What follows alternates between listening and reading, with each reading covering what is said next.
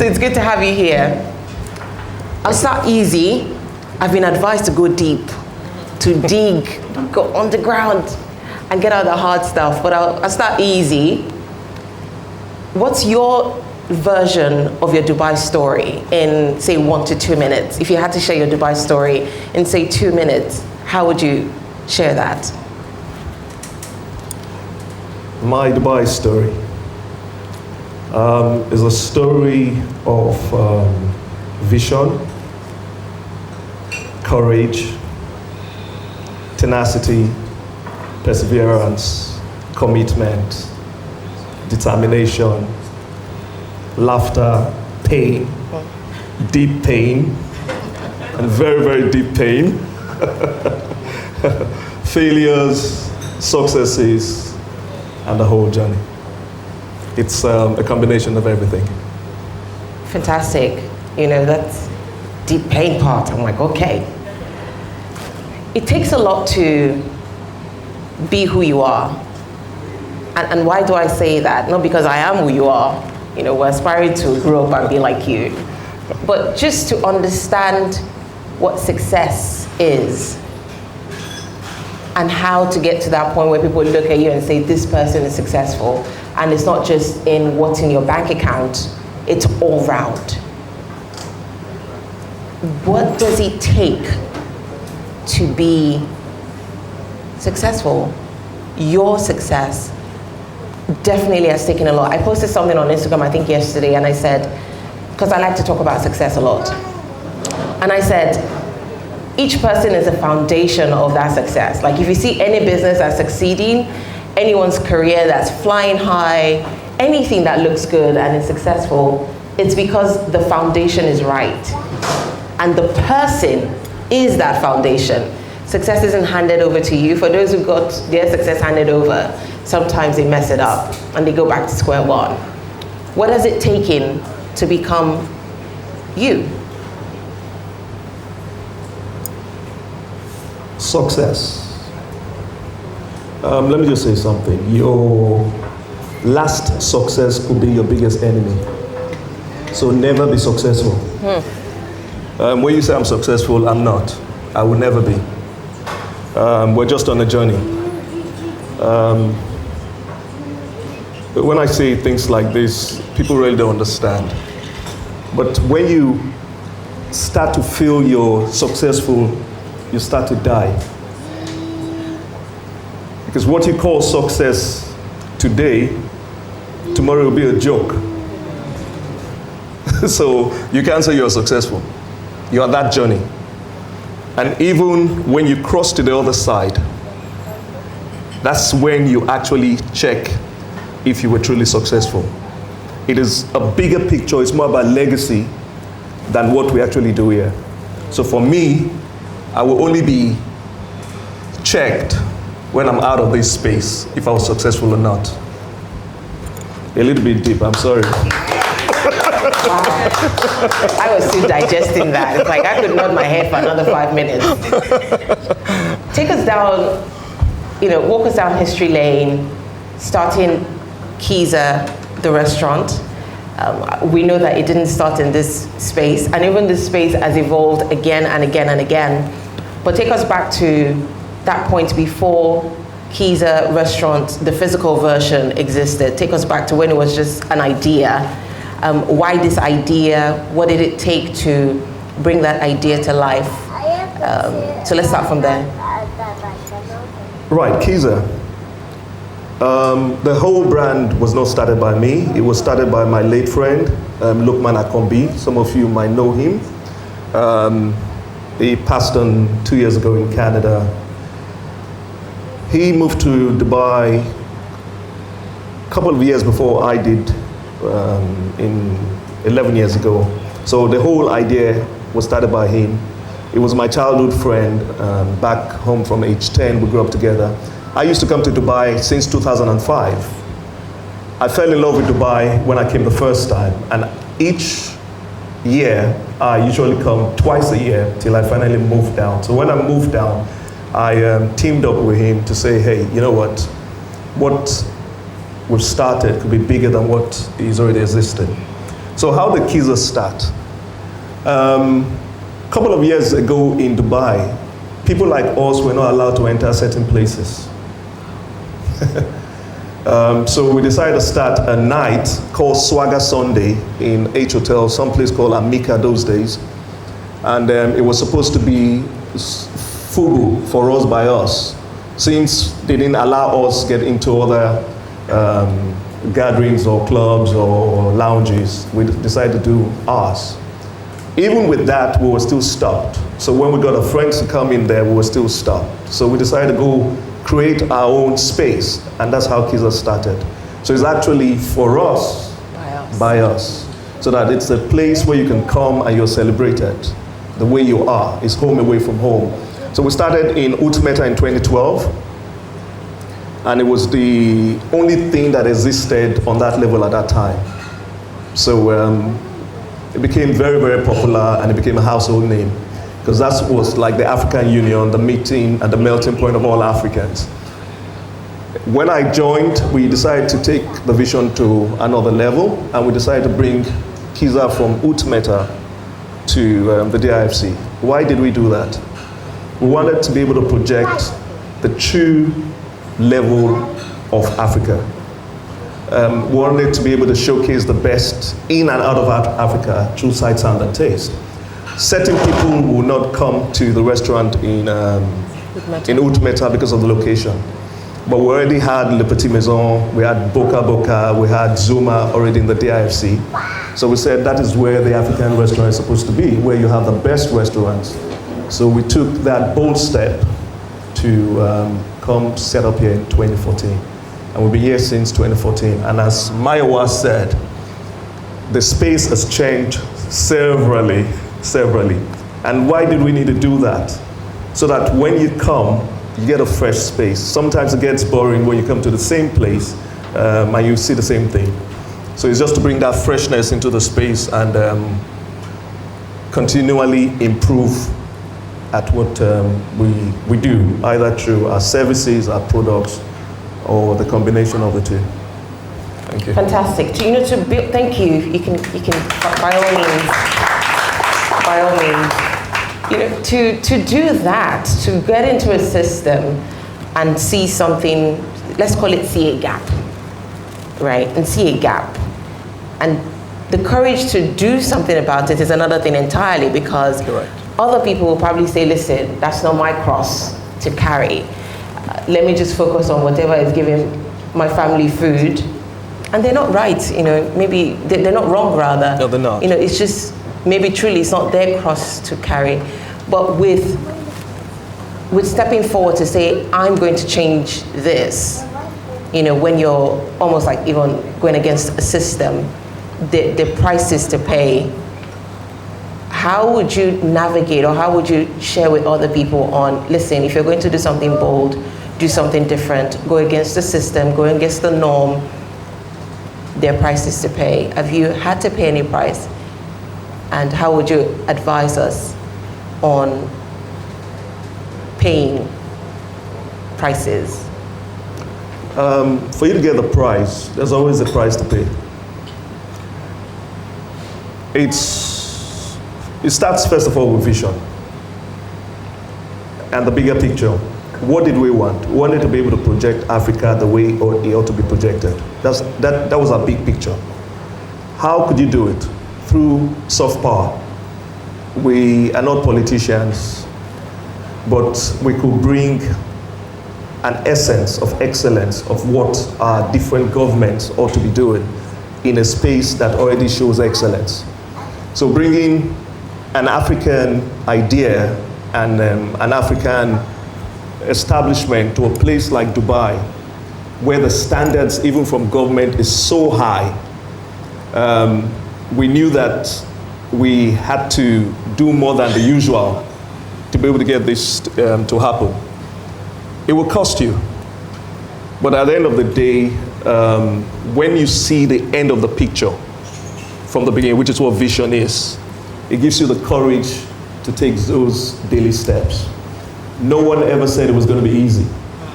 but sometimes the passion and the fire that drives inside you. And what you said earlier on is true. It's not for everybody. But when you carry a burden, you're never at peace till you release it. So that is what it was for us. It's not that we just wanted to party, even though we like to party. But it was more of projecting that African spirit of excellence, diversity, strength, and everything that we carry in the beautiful continent of Africa. To be able to showcase it in a place like Dubai, where we have over 200 nationalities, I think it was a good platform for us to do it. It's been challenging, but we counted the cost before we started the journey. So as the challenges come, we just realized that it's an opportunity to overcome it and get better at what you do. So we embrace the challenges because we know that it's through the challenges the best of you comes out. It's been tough because when you're a trailblazer, a lot of people can't see what you see, and a lot of people cannot or will not support you because they do not understand the journey. The journey is a personal journey, and you must understand that sometimes it will be a very lonely walk. But if your eyes are fixed at the end of the journey, it gives you the encouragement to take the daily steps. So it's all about vision, passion, the audacity to be who you are without any apology, and to just showcase who you are, the African. Thank you. I mean, if there's one thing about Joe, I teased him earlier. I said, listen, if you open a church, I'll be your choir leader.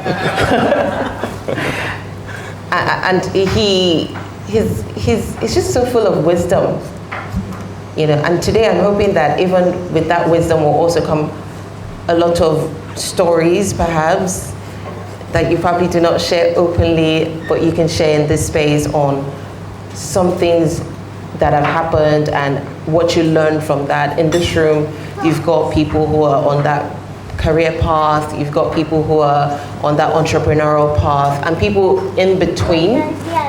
So I would just bounce around career questions that you can share from your career days, and then entrepreneurship. Perhaps start from career. What was it like crossing from career to business? And what mistakes did you make crossing? Unfortunately, or rather fortunately, I did not have a career. Correct. So I wasn't stuck in a career. I was supposed to become a medical doctor.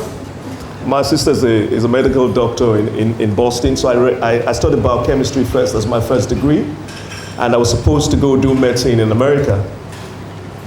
So when I finished my first degree, my old guy says, it's time to go read medicine.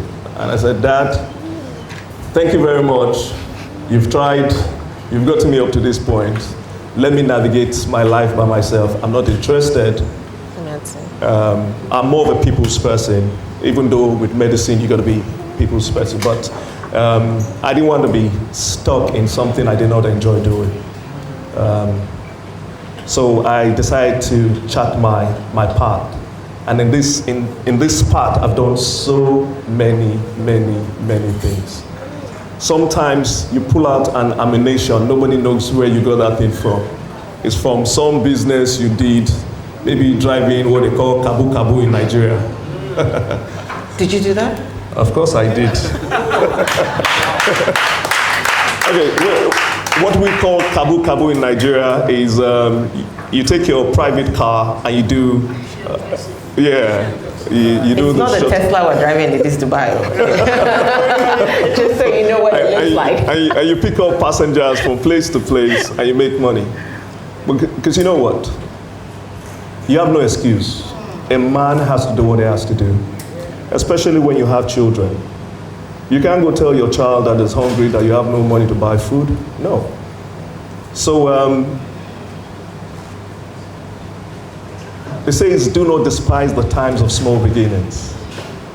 It's inside those things, and there's profit in every labor. In those little things that we do, there's some truth, and there's some nugget of truth that you pick from it. So the different things are done, so many, which maybe I will not have time to talk about today. But I've done so many stuff. There was a time I used to work in abattoirs. I said I've done so many things. So what I used to do then, I used to go from abattoir to collect the horns of cows, because at the tip of the end of the horn, most of it is hollow, but there's a thick part at the end, which I used to cut off, process, and export to China, because they use it for medicine and they use it for buttons and all this stuff. What else have I done? So you can see it's so diverse. Okay, let me put some funky one, oil and gas. No, we like that other part. The ones that people don't get to hear. All right, yes. Another one I've worked in a psychiatric hospital. I worked in a psychiatric hospital for over a year, and I can tell you that was the best part of my life. It was then I understood the virtue of gratitude. That we take sanity for granted. You see people that through no reason, some of them, yes, drug-induced psychosis and all this, schizophrenia and all this kind of stuff, but there's some that just lose it. And to be able to appreciate that you can just be normal, we kind of take it for granted. But when you're in that space, doctor will be able to tell us more. When you're in that space, when you see people that are sick, either mentally or physically, then you start to appreciate the gift of good health, the gift of life and all that. So that helped me a lot to develop the attitude of gratitude all the time. In a lot of the things I talk about in Instagram and all that, you hear me say gratitude, gratitude, gratitude. It's because of the experiences that one has gone through. It helps you get the right perspective. What else have I done? I was one of the best kitchen potters. You know what a kitchen potter is? Yes, I was one of the best kitchen potters. I used to work in BP in London. I think it was Liverpool Street, but I was working as a kitchen potter. Why was I working as a kitchen potter? The bill had to be paid. We understood the potential in a seed. You got to do what you got to do because you got to do what you got to do. Because when the bills come, you got hands, you got feet, you're not disabled. You just got to do something. It says whatever your hand tries to do it with all your heart. So find something to do, you do it. So I've worked as a kitchen potter, and I was one of the best kitchen potters in that place. What does that? Please clap. The reason why I said I was one of the best kitchen potters is because that essence of excellence is a common thread that cuts across everything that you do. Not because it's small or big, but because it is in your DNA. And whatever your hand finds to do, you do it with that spirit of excellence, as not unto man, but unto your maker. I hope I don't start to preach later on, because I always do. Yeah, so it'll be 20 years this year. I've been working, I have a managed services company in Nigeria, so the base stations that run the GSM technology. I have over 3,000 staff that do that. It'll be 20 years this year. Oil and gas, I do what is called IMR, inspection, maintenance, and repair. ROVs, so remotely operated vehicles. They're like submarines that go under the sea where divers cannot get to. You fly it with what is called an umbilical cord, like the mama and baby umbilical cord. You connect it to the ROV, and the pilot drives it from a DP2 vessel.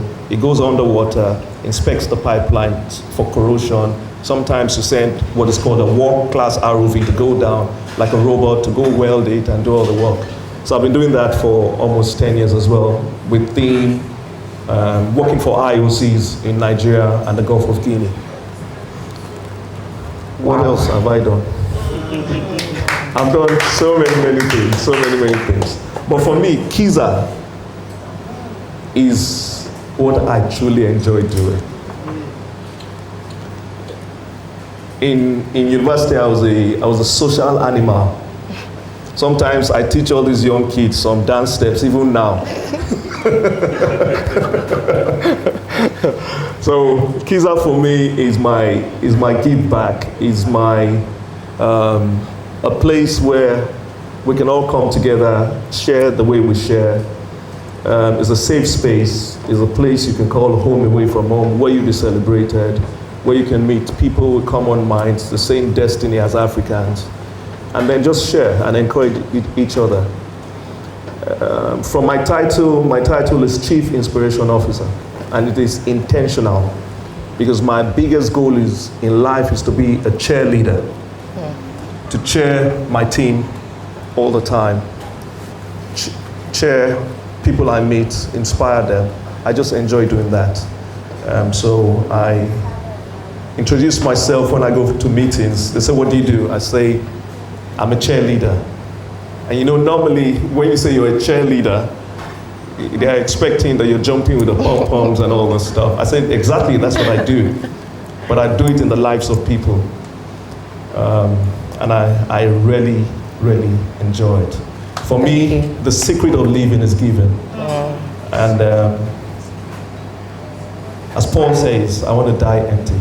I truly want to die empty. I want to release everything that God gave me back into this world and make this world a better place than the way I met it. Brilliant. Thank you. Wow. Listen, my eyeballs almost fell out of their sockets. I'm like, what? So exciting. You know, people who love people, their biggest challenge is also people, right? Those who will take you for granted, who will overdo it, who will take and never give. And for you who is committed to giving, have you ever had to draw a line and say, you know what, I've got to cut you off? How do you manage people's excesses? And even part of that is managing people who build your dreams as well. People work for you. And in that is also managing staff, their behaviors, their mindsets. Maybe people will take what they're not supposed. Like it's so much with people at the center. But before we get into, as a leader, as an entrepreneur, managing staff and things like that, let's talk about just people in general, managing their expectations, managing their demands, managing yourself and your, overly giving self sometimes. Do you ever have to say, this is where I just draw a line and I've got to cut you off? What would take you to do that? It's so easy for me to cut you off. Just block their number. When you pass your boundary, I'll just blank out. No, I think people are the most complex beings on earth. We are so complex that it's unbelievable. Why do I say so? You've been living with yourself for so long, yet you don't know yourself. You understand that? Yeah. You've been living with yourself for so long, yet you do not know yourself. Then how do you think you know the next man? Who does not also know himself and is reflecting different sides of himself based on circumstances and situations. So being able to first know thyself is the beginning of the journey. And it could take a lifetime to know thyself. Because if you've not been put under certain pressure, I can tell you for free, you don't know who you are. From a distance, people say, why is that man behaving like that? Get into his shoes. Let's see how you will behave. That's why we're warned that as we're pointing our fingers, 4 fingers are pointing back to us. It says, don't judge so that you will not be judged. Man is quite complex. But it is what it is. It is what we have. And we must understand and have the wisdom and the understanding to be able to manage first yourself, as I said before, and also people that God has brought into your space. It's a daily learning process based on so many circumstances. I can meet you today, Maiwa, and you're so happy and jolly, and I meet you tomorrow and you're down. But the perception I have about Maiwa should be the jolly person all the time, and then when it now comes with that different personality, you're now wondering what's going on, forgetting that you also are oscillating all the time. So it's having that big heart to be able to know that we are mere men. Yeah? We are all mere men. And we cannot do more than men. We are just who we are. Once you accept that, then you have a gracious heart. And you create that space for people to be who they are. And you manage it that way. Otherwise, you might be disappointed all the time because your expectations might be up there, and then they are now operating on this. You're wondering if you did something or you did not do something. It becomes very subjective. Yeah. But once you understand that we are mere men and we go through different oscillations and different problems, it creates that big heart to be able to appreciate and look for the good in us and celebrate that. Because I always say, if you want to go to the bank to get a loan, to look at your assets and your liabilities. If we focus more on our assets, nobody goes to the bank and say, these are all my liabilities. Nobody will give you money. So you push your assets and you accept the liabilities. The same thing with people, celebrate their assets more than their liabilities, and it will help. Let's flip that into the entrepreneurial side of things. When now you're paying salaries, someone's expected to do something and they're not doing it, or even worst case scenario, the people who their staff steal from them even. Like, it's one of the crazy things that happen in business. How do you flip this position when it comes to business? And perhaps stories of how you've also had to build these brands and managing people. So maybe your top strategies for managing people as well on the business side. Yes, your biggest asset in any organization are the people. It's not your technology or the aesthetics of the place, it's the people. And remember, you are the entrepreneur. The employee is not the entrepreneur. Sometimes there are some unwarranted expectation where you expect them to start to think the way you think, but it's not possible. It's not. So that's where job description comes in. That's where the vision of the organization comes in, the mission of the organization, the core values, and systems in place to continually remind us of why we're here together. Once you can continually remind the team, and then the team knows that you care so much for them. There's a saying that goes, people do not really care how much you know, except they know how much you care. So once you care for them, and you make them see the vision, they are trained, they are encouraged, attitude is much tougher.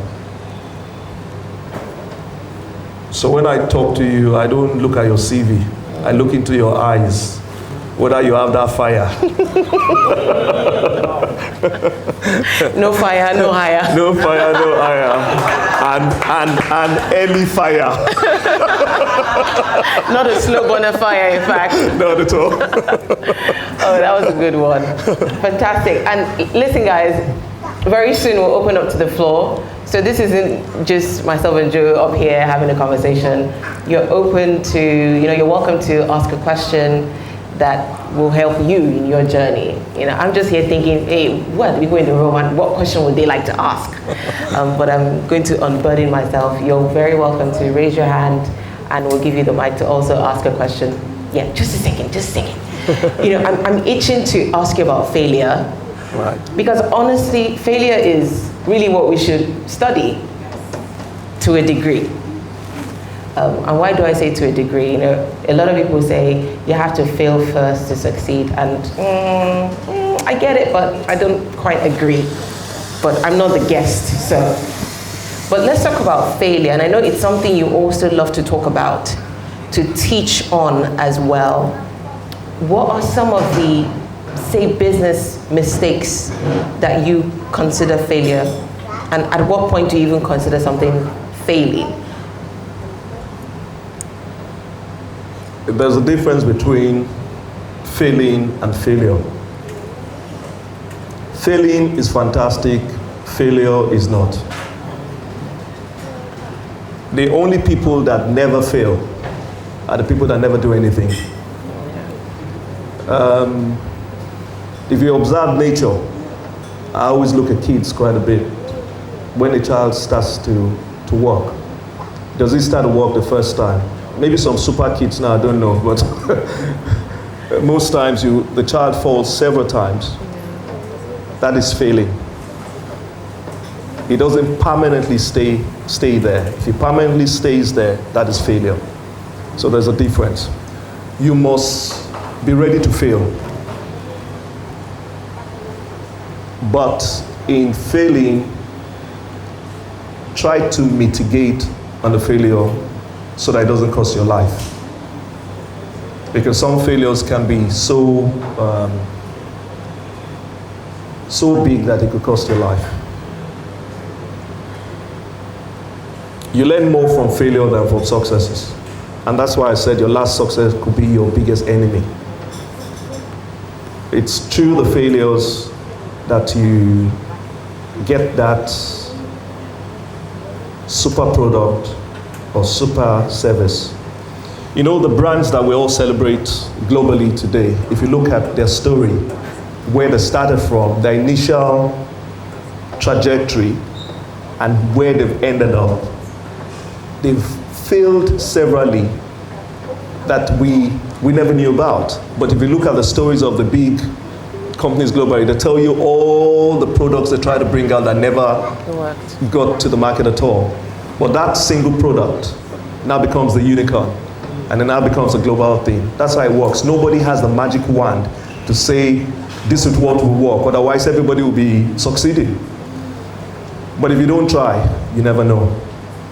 So that's where courage comes in, because you could be so transfixed in over-rationalizing or overthinking an idea that you become so paralyzed from fear that you never make the move at all. But if you have the courage to try, knowing that it might not succeed, or you might fail, it helps. And even in failing, you're not actually failing. You're just learning another way that it will not work, which now brings you to closer to what will work. So we got to have that mindset and that right perception about failure and failing, so that we understand that failing is part of the journey, as long as you don't remain there as a failure. Are there any stories you could share with us on maybe areas that you felt, this wasn't a win, and how you even turned that around and made it feel for the next thing? It happens every day. Every day. It's a journey of life. Every single day you're great at some things, you're great, and you're not great at other things. One big part is the gym. I think a lot of people can relate to that. January, all the gyms make a lot of money because we all go deposit and say, this year is my year. I'm going to change from my 1 pack to 6 packs, or maybe 4 packs. And then, first week of February, they are calling you from the gym and say, this man, where are you? It gets to a point that you start to get irritated from the calls from the gym, and you tell them, please, I'm traveling, don't call me. So we fail all the time. We fail all the time. But the ability to stand up, dust yourself up and say, you know what? Yeah. Let's go for this thing. It's it would take something out of you, but at the end of the day, it will be beneficial. So the end goal is always very important, to focus on that end goal. Because if you achieve what you achieve, it will help health-wise, your mental state, your feel-good factor, and everything that exercise brings. Yeah, so it's a daily struggle. One more question before I hand over the mic to the floor. If there's anything you could go back and change, whether business-wise or anything, that you could just go back and say, you know what, with all that I know now, I probably would have done that differently. Something we can all learn from. What would that thing be? I will not change anything. Because my totality today is a combination of all those things. It's the things you learn from your failures, your successes, that combines together to become the character and the person you are today. So if people look up to you to say, hey, Mr. Joe, you're a mentor, it's based on all those failures that we've learned from, and the amount of stripes of life flogging you that you have, that we cover with clothes, that makes us what we are today. So for me personally, I will not change any single thing.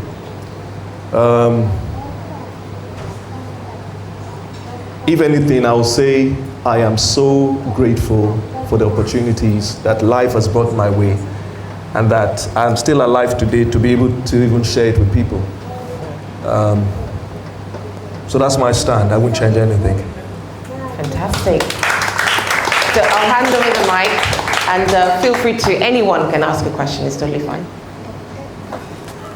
Thank you for doing this again, Laura, and Joe, thank you for accepting the invitation and for having us today. I was seeing some notes here while I was trying to calm this one down. Two very short questions, Joe. As a giver, a very generous giver, I think many of us here are beneficiaries of your generosity. What can us as a community do? Or rather, what can we give back to you?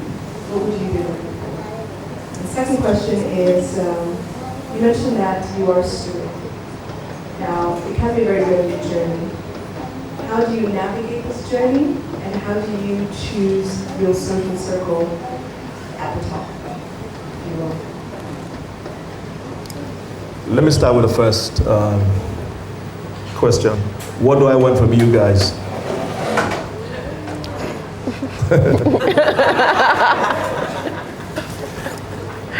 Suspense. Everybody's saying, what is this guy going to say? What I want from you guys is prayers. That's all. That's all. Because that is what helps you remain in purpose. And with that, everything will fall in place. Second question. I am a very, very lone ranger. I've always been like that from way back. I'm a social animal. I'm the mover of a party, but I also retreat into my cocoon. I live more in my mind. I spend a lot of time in my mind. I'm a very solitary person.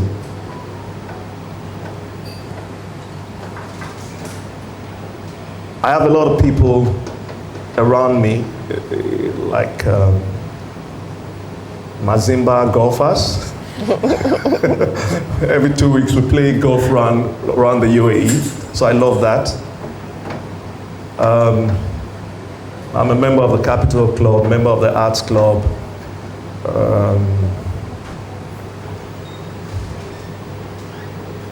Eagles don't flock, if you know what I mean.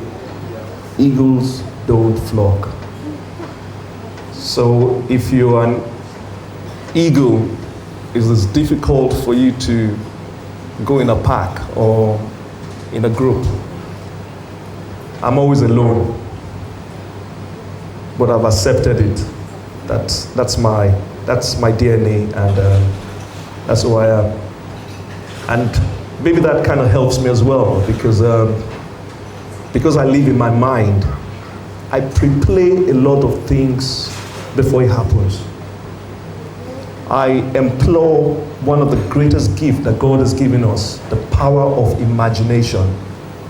You know, God gives us two things. He gives you the memory, and He gives you the imagination. The memory is for the things that have happened in the past. The imagination is for the things you want to project in the future.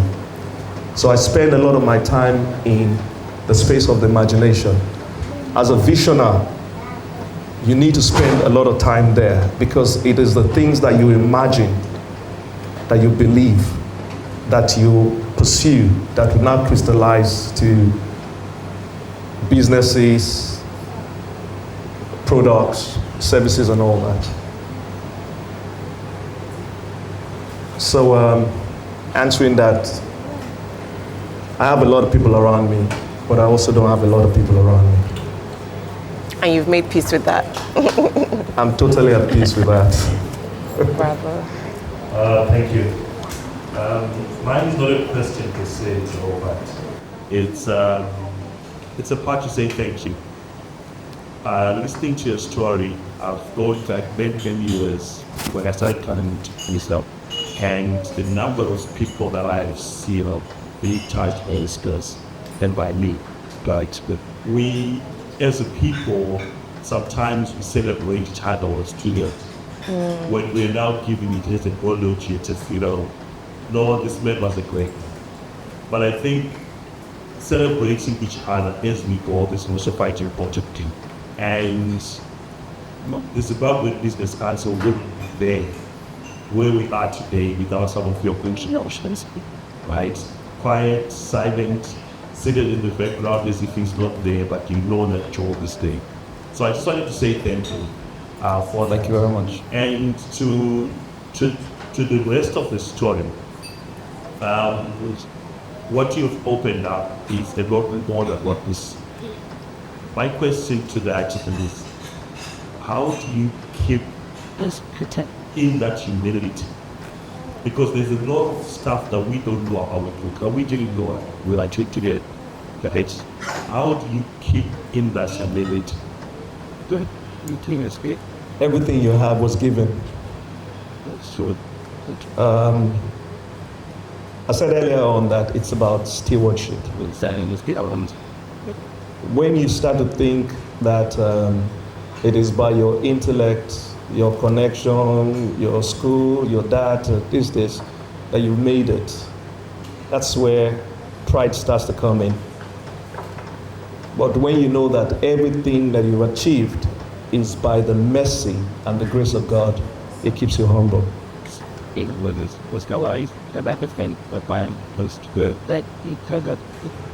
it's the reality check.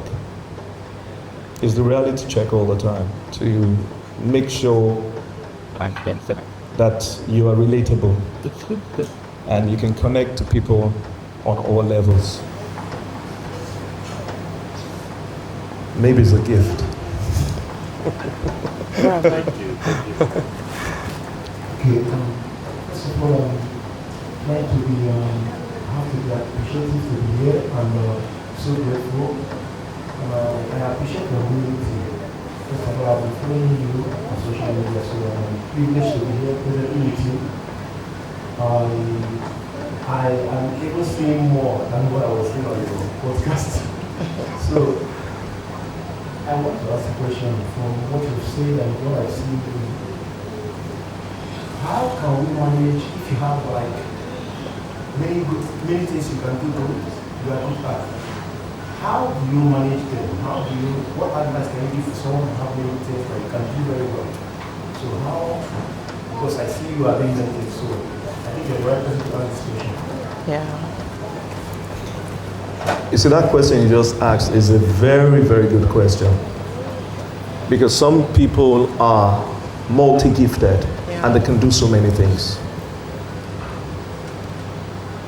But you got to choose one first and focus on that. Once that is established, then you can now start to spread. Otherwise, you will spread yourself too thin and you will burn out. Thank God that He has given you multi-gifts. But you got to be wise to be able to apply it. So that you choose one first. Maybe you look inwards and say, which, if I put 20, will give me 80. The 80-20 rule, or the 20-80 rule. If I put 20, it will give me 80. While the other one, you might put 80 and give it 20. So you got to be wise about it. Take the one that is, that you're passionate about, that no matter when you wake up every day, you're happy to go do it. Because you need that momentum and you need that fire. So choose one first where you put 20% and it will give you 80. Once you are grounded in that, then you can start looking at other things. Another thing in that aspect, if you're already doing a whole lot of stuff, you must understand the power of delegation. Because you cannot do it alone. And sometimes when you get into the nitty-gritty of operational sides of the different businesses, you lose sight of the bigger picture. So you must be able to trust people. You must be able to empower people. You must be able to let people fail and encourage them. So choose one first. Yeah? Good afternoon, sir. Hello. Such a pleasure to be here. An amazing conversation. I have so many questions, so I'll ask two, and then maybe if I have the time, we can come back to me again. Thank you again. I think you took a sneaky peek on quite one of my questions, so I'm really glad that got answered. The second question I had was, I personally just finished a solo drive from London to Lagos. It was a crazy decision, and I know that crazy pays off. It's one of the favorite things to be called. What would you say is one of the craziest bets you made on yourself, and how did that turn out? Craziest bet? I bet on myself every day. Some things work, some things don't work. Jumping into starting a restaurant. I'd never run a restaurant before. I'm not coming from the hospitality background. Remember my journey, I studied biochemistry in university. I was supposed to be a doctor, so I'm more science-based. Even though on the day of graduation in university, a lot of these people were shocked to see me under the College of Medicine coming to, because they thought I was in theater arts. That is how much I played in university. So coming to get your degree in biochemistry under the College of Medicine, this guy, we see him everywhere. So it was in medical school or something. Yeah, so you bet on yourself every day. I'll say follow-up questions to that. For those who are scared to bet on themselves, what would be your advice to them? Look for someone that can bet on you. And then that will encourage you. Because sometimes we don't see the potential we carry. Till someone says, Bayowa, See something. I can see something inside you. Me?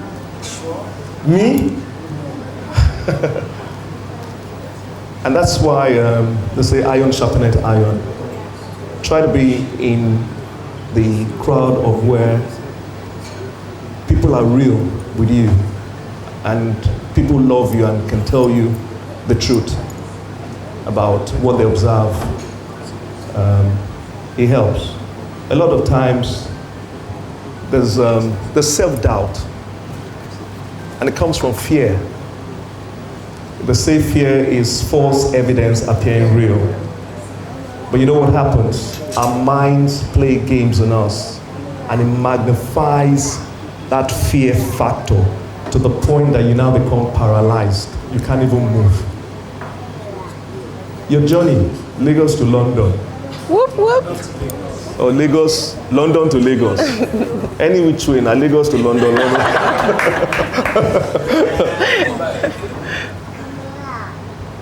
I can imagine what was on your mind.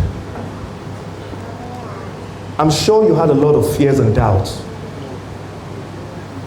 But the only way to overcome those fears and doubts is by doing it. Do it. That's why Nike is so popular. Just do it. That is the only way you can conquer fear. You just got to do it. Someone says, feel the fear, but do it anyway. Driving in Lagos alone is deadly. You now say you want to drive to London or you want to amazing stuff. But it also gives people the audacity to dream and the audacity of hope. To say, hey, whatever the mind can conceive and believe, you can achieve. But the biggest part is first conceiving it, then believing it. That belief state is the most difficult part. Because of what society tells us. They try to put us in a box.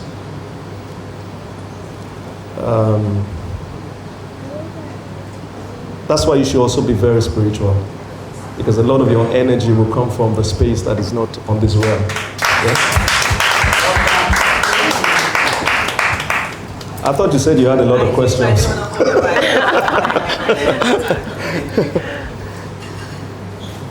Thank you very much, Mr. Joe, for inviting me, by the way. And thank you to Maiwa for hosting this. I'm yet to meet you in person. I'm trying to have a chance to. Similar to yourself, I have, and you know me, we've had a few conversations, but I have a lot of questions, and I would ask that you prove my indulgence in answering them. My first question, there's always a talk about the importance of having a co-founder when you're starting out a business, because there's a tendency to always lean on each other. Yeah. You touched on your co-founder and the passing of your co-founder. I'd like to know what impact did that have on you at the time of his passing, and how have you forged ahead since he departed us? Right, it was not just because it was a co-founder of the business. Anybody that passes on, it's painful. Sometimes not directly to you if you're not connected with them, but when they're close to you, it has a different impact. The biggest part of the whole thing was seeing the limitation of life and how abrupt that big vision can just end. But having a co-founder that could take the pieces of the vision and take it to another level helps. Because what would have happened was, when my partner passed on, the whole Kiza thing would have died. We would not have been sitting here today to discuss what we're discussing. So it's great to have co-founders, but it's also a very delicate dance. Because you find out that sometimes the biggest mistake you will make is that co-founder.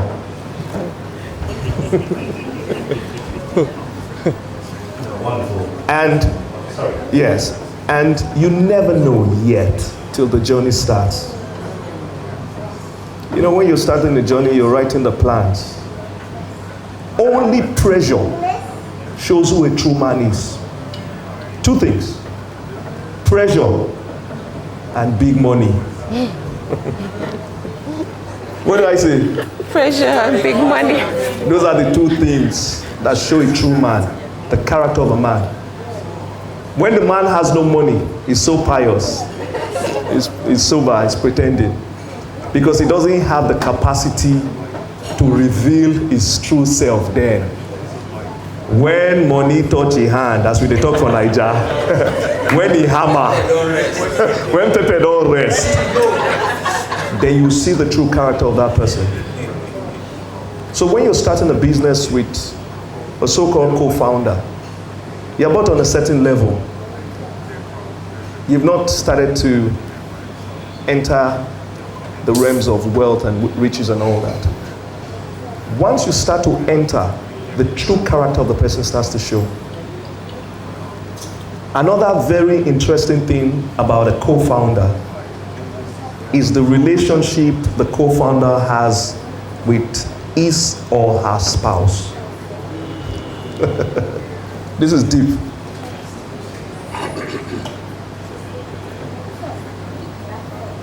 You start a business. Every time you get home, your wife says, "How's the business going?" And you start to talk. The other party goes home asking the same question, "How's the business going?" He starts to talk. When pressures start, remember you said you guys are in this thing together. And then you start to seemingly give more than the other party. And then the madam at home starts to observe some things. After some time, they'll start to whisper. And it's not that they are evil, but they're protective. That's the way they were fashioned to act, to protect, and to nurture. They start to ask questions. Why are you the only one doing this thing? Why are you always at work on Sunday? He says he's going to church every Sunday and you are the one that's going to do all the work on Sunday and all that. And they start to put these things inside your head. You come to the office on Monday and you are giving an attitude to this thing because of the things that have been put into your head. So the ability to carry your spouse along is so, so important. It's so important. But you never know your co-partner till the journey starts. You know why? You know, earlier on we said something. You don't know yourself. Yeah. Yourself, you don't know. You've not touched money yet, so you don't know. When money enters your hand, will you still be innocent? Yeah, so it's tough. It's good if you are blessed with a great co-founder. Because sometimes when one falls, you have somebody to help you up. And as they say, one hand cannot wash itself well. You need your two hands to wash properly. But it's very, very delicate. And if you're spiritual, approach it from a spiritual perspective first before you engage. Don't rely on your understanding. Don't think you know the person. And because the women that God has given us, they have something that is special. Men, listen to me. Hello. If you're a man here, listen to me. There's something the woman has that the man does not have. It's like a sixth sense. It's like a hunch. When the woman starts to tell you that, be careful with this thing, listen.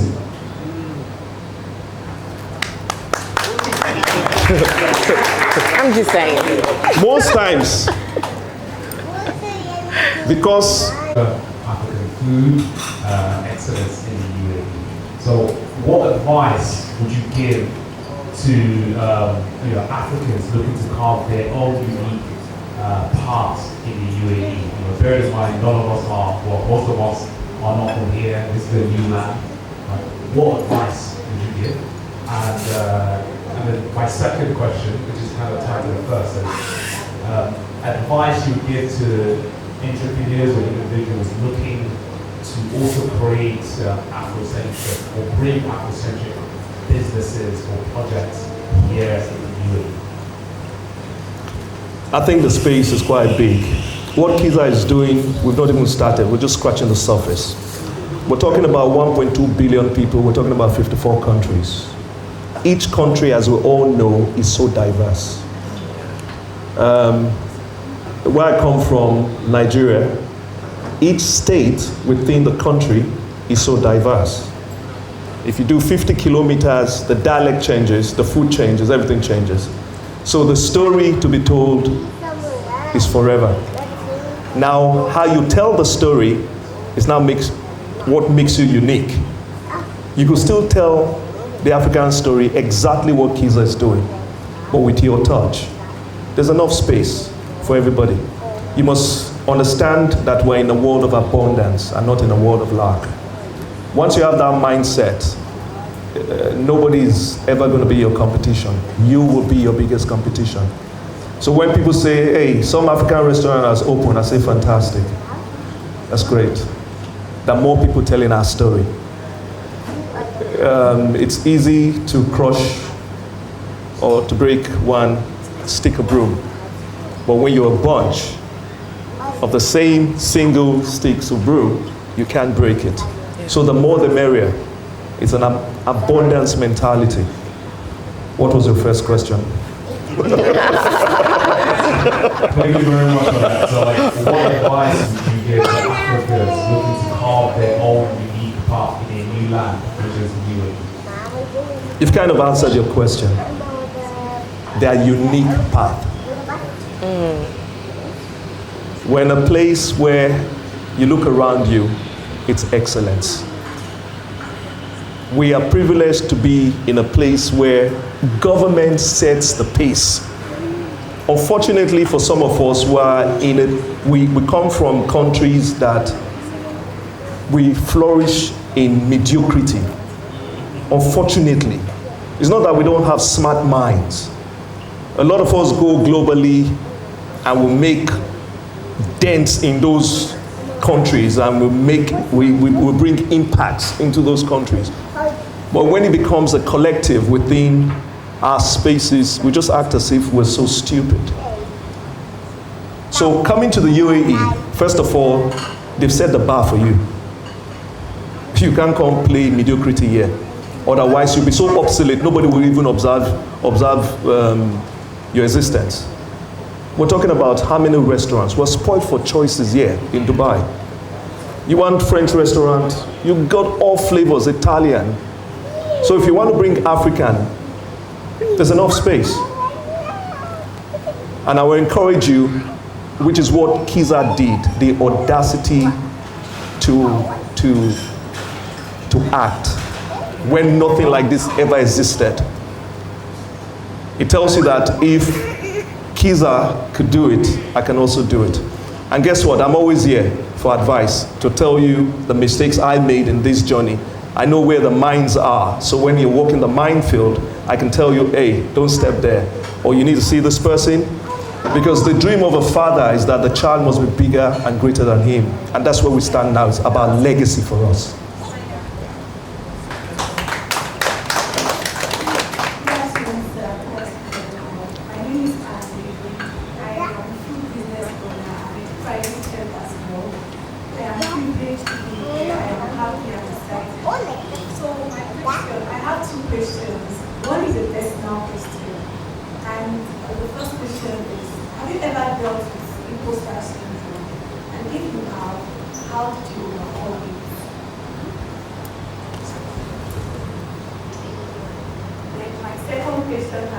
Let me deal with the imposter first. What is imposter syndrome? I do not deserve the right to say what I'm saying. I do not have enough accolades to say it. In one of my talks, in one of the posts I put on IG, I said, from a distance, you observe people that are doing things, and you say, hey, this guy or this lady does not know what I know, but they're making waves. The difference is courage. We talked about feeling the fear. It's fear that brings that imposters thing and all that. It's not that you must not prepare. It's not that you must not have credibility. Because I was speaking with Shola the other day. Everybody now has a master class. Everybody, you've not done anything in your life, you are doing master class. You can only have master class when you have a lot of stripes that you've been beaten. Then you can tell people, based on my failures, this is how I did it. You've not done anything but master class. So if you don't have the credibility and you're looking for just visibility, then you have every right to have imposters. And I cannot help you. Go and get credibility first. That's a good one. Yeah. There are some situations where what do you think about loyalty programs and discounts? Because as a food business owner, when you put out this discount, people have this feeling, why is she doing discounts? Why is she giving loyalty programs? So what do you think about this? It depends on what level you're playing. It depends on which space you want to play. When they do 70%, there are some shops you go to Dubai Mall, forever you see 70% there. Forever and ever, 70%. What is going on? I don't want to name names. While you get to other shops, and they make you queue outside. You want to go spend big money there. They say, no, you can't come, you stand there first. And you are happy to stand there. They say, when 2 people come out, we can let 2 of you go in. They never have discounts. They never do loyalty. There is high-end, low consumption, low-end, high consumption. And then it's the middle bar. It depends on where you want to play. Some people, based on the cost of the food, they will never buy it. If the food is not costing 500 dirhams and above, they will never go to that restaurant. Meanwhile, somebody is selling buffet in Karama for 7 dirham for buffet. And he has his own market. So it depends on where you want to play. That's why credibility is important first. You can't just say you want to be up there. What are the things, what things have you put in place to warrant you to be up there? So it depends on what space you want to play. Loyalty is good, discounts are good, but you're targeting a different bracket of the market. Answer the question? Yes, last question. Okay. How have you stayed creative and innovative in this food business space? I have a fantastic team around me. I create a system where I'm not the brain, I'm the facilitator. So when we have meetings, it's not that, what is Mr. Joe going to say? Or what Mr. Joe is going to... No. We create the amiable environment where people are not scared to bring ideas. When you always want to monopolize a certain level, then you're not going to allow people bring their best to the table. You're doing brainstorming. You say it as you feel. Because that thing that you think is a stupid idea might be the thing that will now become the El Dorado. So it's about the team, it's about creating that environment to make sure people have the confidence to be who they are and to say how they feel, knowing that it is for the good of the business. It's not about ego. I just want first just to make a few comments before I ask the question, if you don't mind. First, we need to thank my wife for asking me to come to this. We had a social event, and last minute. Listen to your wife. And how glad I am to hear, because it was so much benefit. So thanks to Lydia, but also thanks to Iowa for such a brilliant event. Thank you. And I'm surprised there aren't more people here. But perhaps we need to do more of the Promotion. the marketing, because this is great. Can I come in you. there? I don't think it has to do with the marketing. It is part of the cultural thing that we're trying to fight in our community.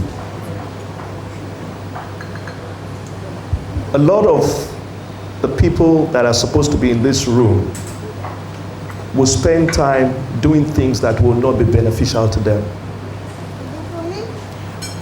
They will spend money trying to wannabe when they're supposed to come into a space like this where they can get nuggets of truths from people that have failed and understand certain things about this journey. It is what you give priority to that you pursue. I think we should do more of mentorship. Whatever space you find yourself, when you have a program like this, look for younger kids, the Gen Y and the Gen Z. Those ones that always have a cancel culture for everything. When you say go for a road to success, they will cancel it. They will tell you something, yeah. But there's certain principle that cuts across generations that if they can imbibe, it will make them stand out in this very crazy world we're in. When I came here today, I was shocked. From our post, we had about 8,000 something eyeballs. Shola? 8,000. Does it mean out of 8,000 people, only 20 people found it interesting? It really bothers me that we have a problem in our community. We don't have our priorities right. We don't have our priorities right. Meanwhile, if there's a show in Coca-Cola Arena, you see the place packed. Wasting your time looking at someone that is making millions of dollars and you're fooling yourself there, jumping around, and no value. I'm not saying there isn't a place for that, but we must advise these younger ones that they should get their priorities right. A 2-hour session on a Saturday to come listen to nuggets of truth. If we had this years ago, I'm sure a lot of the mistakes that we made would not have made them. Yeah. Sorry for interrupting. No, that's it. But I think we'll come back to that in my question, because it's spot on. I wanted also to thank you for sharing your life story and your wisdom. And I'm sure you can see everybody saying yes, yes, yes. Yeah. You can see the light bulbs from really everything you said. One of the things I witnessed in your story is, and I've seen that in people who do this really well, is the ability to convert struggles, I call them, into success. And I'm sure they put you on the moon somewhere, you turn it around, because you've learned, you have that skill of being able to take any challenge and turn it around. And that is an essential skill I feel in life. People have to learn that, also children need to learn that really early, to also be successful and enjoyable life. That's the enjoyment of converting. Life is like that. Correct. It's a struggle all over. And if you learn that skill, then you enjoy life actually. You make the most of the opportunities. Correct. So, my question, your chief inspiration officer, and which I find quite a fascinating title. And as a doctor, on a one-to-one level with patients and with the team, you find people needing inspiration. And often the struggle is how to switch the bulb, how to switch the light on. The light is off. They know what to do, they're not doing it. So how to switch the light. So my question is, and back to what you were saying about more people being here, how do you inspire? What, in your experience, what is the most important thing to do to inspire people to change, to switch the light bulb? What's from your experience the most important way of doing that? Are you working with people in your team here? What do you do when you see that switch on?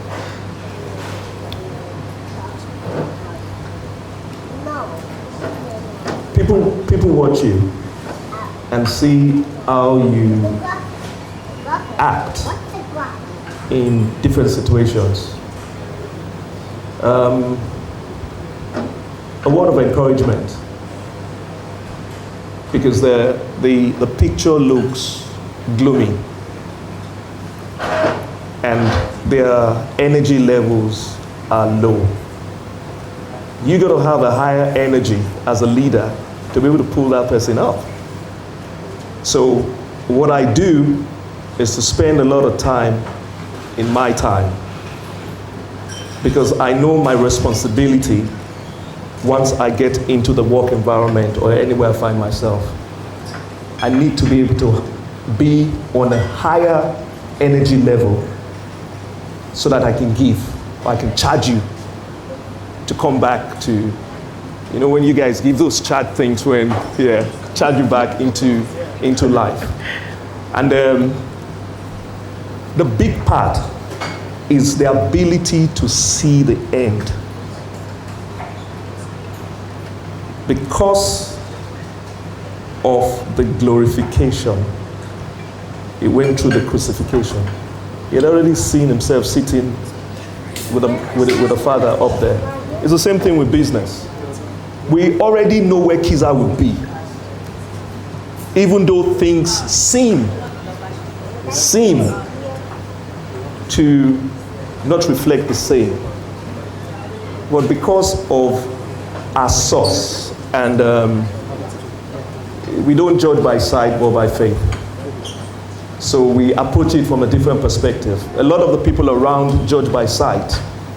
So they see the ear, the feel, the touch, the smell, the taste. But we've been blessed to be able to go above that, to know that that's not where everything ends. I was chatting with Sunny earlier on, and we were saying the same thing, Ola, that there's a higher realm than this space which you can tap from, and you can use it to encourage people here. So I need to encourage myself first before I can now encourage. So I spend a lot of time there, if you know what I mean. Can I borrow your mic for a minute? So we're nearing the end of the conversation. It never ends, the conversation continues. But we'd just like to maybe take 2 more questions from 2 different people. So just 1 question each, and then we will begin to wrap up the conversation. Thank you. Hi everyone. Hello Mr. Joe. I would like to ask a question regarding, because it's definitely people are better in the street. I also rather make a case, especially in this industry Dubai. But I would like to ask you a question, because you know Kiza is inside as African restaurant, African community, stuff like that. So I would like to say, how will you be able to manage this big space with this kind of a title? Because you know when you say about Kiza, so brought me very much when I came here was that we thought the company like came here together. But instead of my, but thinking about how this place is and how we're able to manage this kind of a big space and being tagged as African community, because you know probably maybe some people might not want to come here because they're tagged as African space. How are you able to manage this kind of space? The biggest part of that is value. What value are you bringing to the market? A lot of times people don't come because of the perception they've had about Africa from way back. But guess what? There's not going to be any savior from anywhere. We will need to save ourselves. Nobody will tell your story if you don't tell it. That is the Kiza story. Telling the African story to the rest of the world. Saying, this is who we truly are. We're not what you people claim we are. So what we try to do is to carry out what I call edutainment. So it's educating and entertaining at the same time. A lot of the people out there do not understand Africa because Africa is still a dark continent. Nobody is selling Africa. And then the people that take advantage of Africa have they have painted Africa in a certain light that nobody wants to associate with failure, with mediocrity, with what they do not expect. They don't know what to expect. That's another thing. They don't know what to expect from an African restaurant. We've had instances where, for some reason, a lot of Caucasians come in here and they are blown apart. And without them knowing, they say, we never knew that Africa could be like this. For me, it is a plus, but it's also somehow derogative. But it is for us to wake up and say, you know what, we've been slacking for a long time. Let us start to do things properly. There was a time we were talking about a directory for black business. And then they approached me and I said, please, I don't want to talk about black business, because once you say it's a black business, there's something in the minds of people as well. It is a business, but owned by an African. It's different. That means on the business level, you must compete with Zuma. You must compete with Boca Boca, Le Petit Maison, Nosrate, Namos, and Opal, all the big restaurants that are being celebrated here. But when you say it's a black business, it's as if you're reducing the bar. You bring the bar, oh, okay, it's a black business, so they got to be sloppy. The place must have some stench. The service must be mediocre service. So let's run away from that. Even though, yes, we want to say African, we need to do a lot of educating. If you're not proud of what you have, why should anybody be proud of it? So we're all evangelists of the African brand. It is the way you carry yourself, the way you celebrate it, that other people take it. If you have a partner that you're always knocking in front of your friends, the first time they meet that your partner, it is that same way, that perception. But if you're always bigging up your partner, the first time they meet that partner, they'll be up there. It's the same thing. Thank you so much, Joe. Thank you, Maiwa, for today. It's been an incredible session.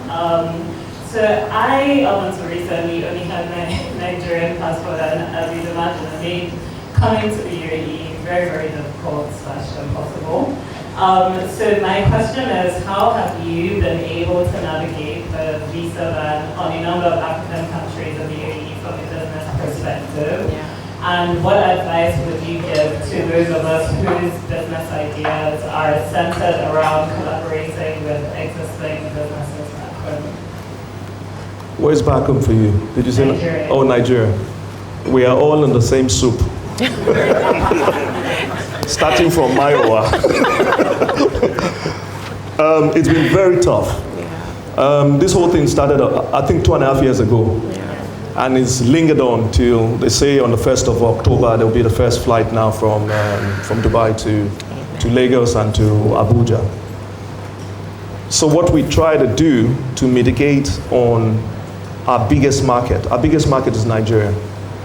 I would say about 50 to 60% of our business is Nigeria. Because of the transiting passengers that have spent time here, they always come here before they go to their different destinations. So we had to morph into a lifestyle company. That's why you hear Kiza Realtors, Kiza Bespoke and all that. We're trying to create more avenues to provide certain services and products so that single point of contact or single point of failure, it's kind of mitigated. But it's been very tough. Because even the purchasing power of the Nigerians that are here, when you cannot renew your visas, you cannot renew your businesses and all that, it's just so tough. So what we have learned from that is never create a business that is focused too much on one group of people.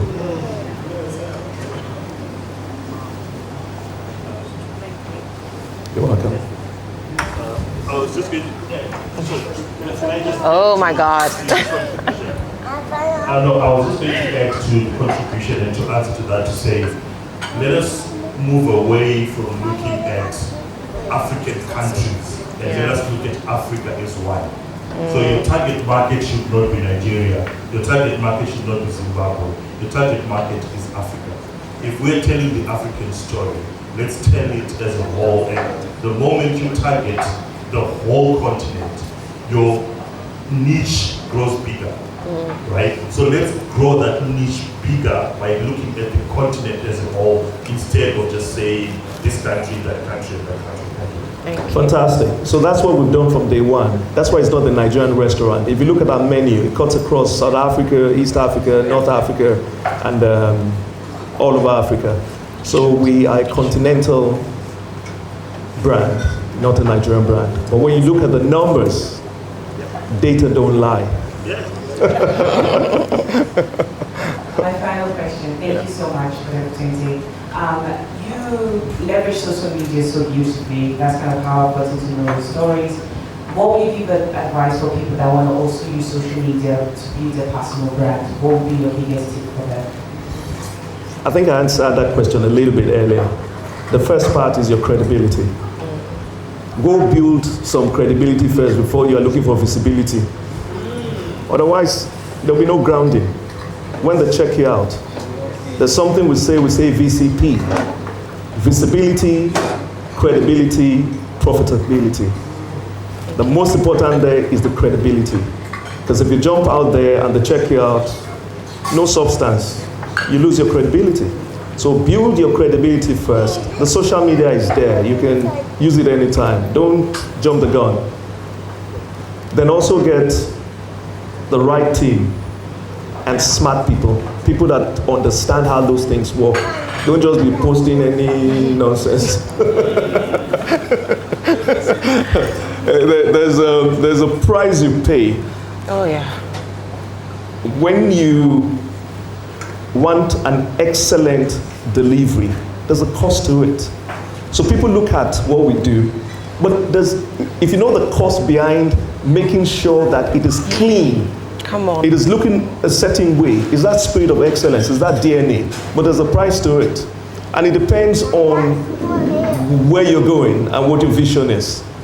You know whether to either eat your seed today or put it into the ground to get a plantation. Thank you so much.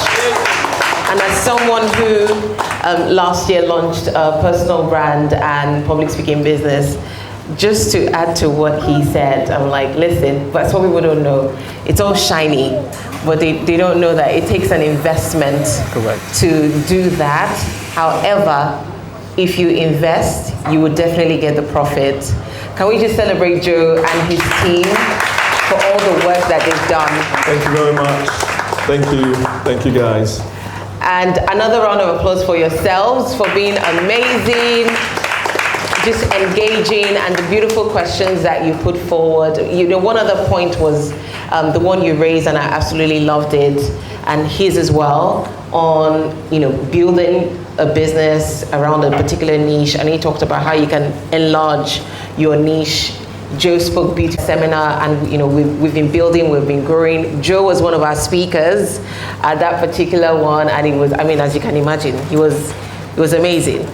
I would just like your parting words to also mix in a word about Road to Success, what you've seen over the past 2 years. You've supported us, not just come as our speakers, or you've also supported us, and give us a gift of that imagination for Road to Success in your parting shot. All right, first of all, let me say, dare to pursue your dreams. Because on the other side, even through the struggle, when you achieve it, you will say it was worth it. Now, the road to success is truly a road to success. Yeah. But remember, it's a journey, not a destination. So, you need to spend more time in thinking big and enlarging the coast in your mind to say, this is what I want this to become in the next 5 years. This is what I want it to become in the next 10 years. The beauty of this and imagination is free. It's free. You don't need to pay for it. But the power that it has. But what I also found out is that people are even scared to imagine. Because as it starts to come, you abort it by yourself. No, it can't be. This is not for me. It can't be. But I tell people that if you surround yourself with big dreamers, big visionaries, people that are saying the sky is not the limit, but it's just the beginning, it will help. When you see journalists, you see journalists on the red carpet every year in the Oscars or in one of these big awards in the States. Don't you recognize that these reporters now become stars themselves? Yeah? Yeah. They become stars. Why? It's the power of association. So look for people that you can associate with that can rub off where you want to get to. And that's where Prodigy Mentorship comes in. If this, look for somebody that is doing something similar anywhere in the world that is similar to what you're doing, and key into that as a mentor, and try to piggy ride on that to the next destination. Thank you. Thank you so much. Just a few, this really is the last bit of it, just a few announcements and words, and then we can just begin to chat and have fun till everybody's tired and they want to go home. I'd like the Road to Success team, if you're here, just wave your hand. Can we please celebrate them? There's a small but mighty team behind what we do, always just giving, supporting, and building alongside, so celebrate all of you. We have a few platforms. For those who haven't registered on the NAS.io, we will just put up the QR code for the community. If you like what we're doing, you want to support, and it's not just